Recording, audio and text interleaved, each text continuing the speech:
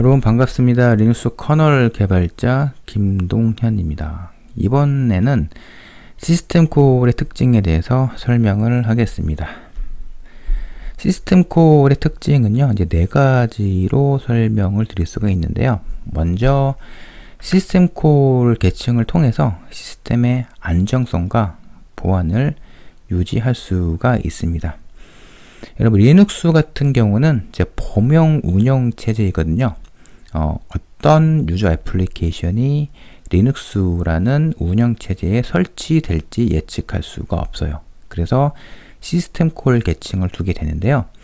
유저 공간에서는 시스템 콜을 통해서만 커널 메모리 공간에 접근하기 때문에 그 커널 영역의 메모리 오염을 방지할 수가 있습니다. 이어서 유저 애플리케이션에서 추상화된 어떤 하드웨어 인터페이스를 제공을 할 수가 있는데요. 유저 모드에서 구동 중인 유저 애플리케이션 입장에서는 이제 하나의 파일 시스템 위에서 이제 구동 중인 것으로 착각할 수가 있는데, 그 open이라는 함수를 호출할 때 그 파일의 이름과 경로만 지정하게 되면 그 fd라는 정수형의 파일 디스크립터를 얻어오게 되잖아요.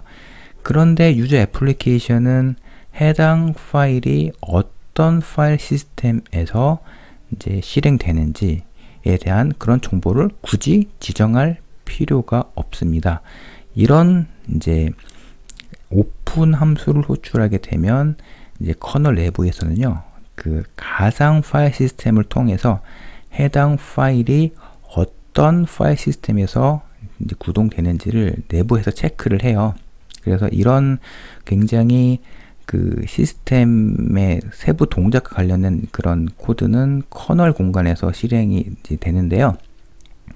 이런 유저 애플리케이션 입장에서는 이렇게 파일의 그 이름과 경로만 지정하게 되면 그 파일에 대한 핸들을 얻을 수가 있어요. 그래서 유저 애플리케이션은 이 해당 파일이 어느 파일 시스템에 동작하는지를 굳이 지정하거나 확인할 필요가 없거든요. 그래서 이를 다른 관점으로 보면 추상화된 하드웨어 인터페이스를 제공한다 라고 볼 수가 있습니다.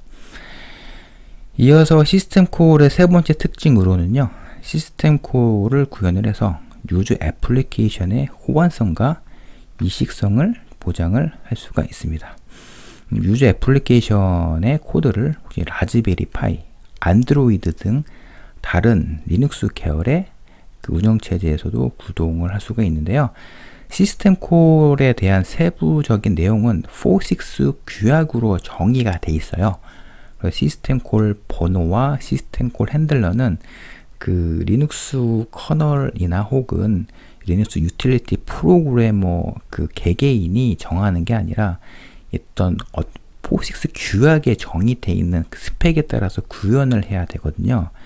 그 이유가 뭐냐면 유저 애플리케이션의 어떤 코드 한 벌이 다양한 유닉스, 리눅스 계열의 운영체제에서 코드의 수정 없이 실행을 하려면 이런 POSIX 규약을 이제 준수한 상태에서 운영체제가 구현이 돼야 됩니다.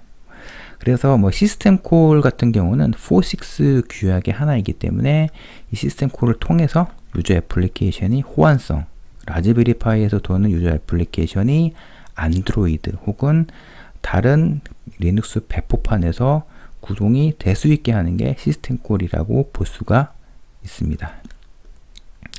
그리고 유저 공간에서 실행된 애플리케이션은 어찌 보면 커널과 독립적으로 구동이 되거든요. 그래서 유저 애플리케이션 입장에서는 파일 시스템과 프로세스 생성과 같은 커널의 내부 동작에 대해서 굳이 신경 쓸 필요는 없습니다.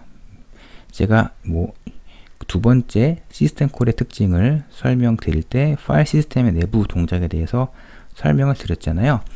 유저 애플리케이션 입장에서는 그냥 오픈, 리드, 라이트, lseek과 같은 함수만 호출을 하게 되면 파일에 대한 세부적인 처리를 할 수가 있습니다.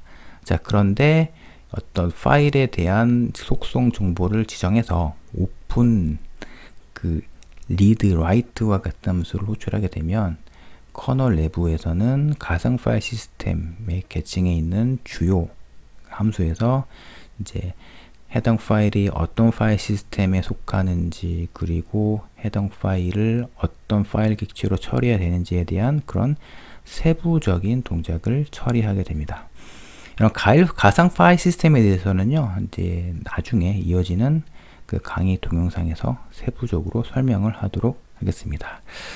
여기까지 시스템 콜의 특징에 대해서 설명을 드렸고요. 여기까지 시청해 주셔서 감사합니다.